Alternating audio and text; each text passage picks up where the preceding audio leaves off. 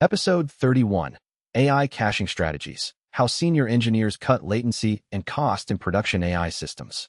Welcome back to Agentic AI World, your daily edge in the AI engineering interview circuit. I'm your host, and today we're diving into one of the most underrated skills that separates senior AI engineers from juniors: caching strategies for AI systems. If you've ever been asked in an interview, how would you reduce the cost and latency of your LLM-powered product, and you said, use a smaller model, that's a junior answer. The senior answer involves caching. Let's break it down. Section 1. Why caching matters more in AI than anywhere else.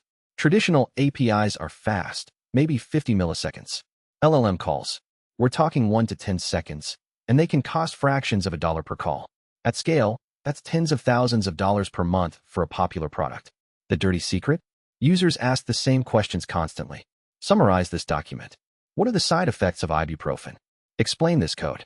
If you're hitting the LLM every single time, you're burning money on identical or near-identical requests. Caching is how senior engineers make AI economically viable. Section 2. The 3 levels of AI caching.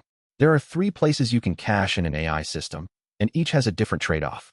Level 1 is exact match caching. This is simple. If the prompt is exactly the same as a previous one, return the cached response.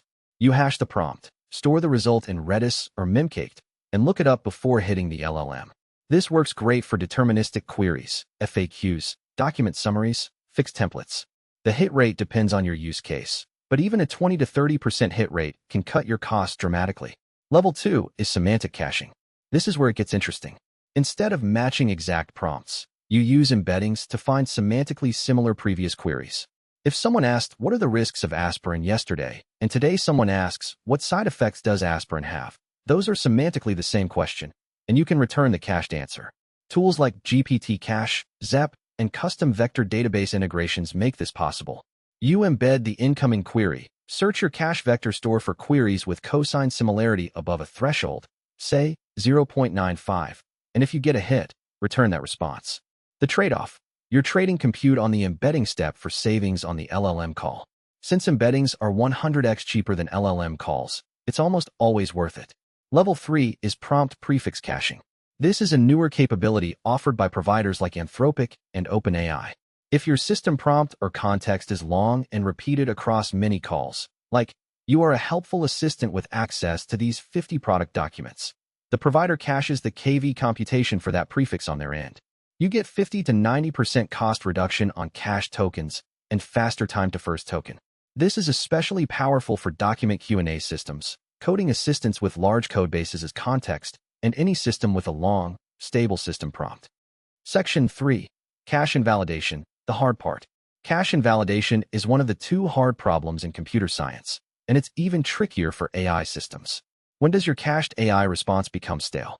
If you're answering questions about a product catalog, the cache is invalid when the catalog updates. If you're summarizing news, it's invalid after a few hours. If you're answering medical questions, it might be invalid after a regulatory update you don't even know about. The strategies senior engineers use. Time to live, or TTL, is the simplest. Set an expiration based on how often the underlying data changes. News summaries, 1 hour TTL. Legal documents, 30 days TTL. Event-driven invalidation is more sophisticated. When data changes,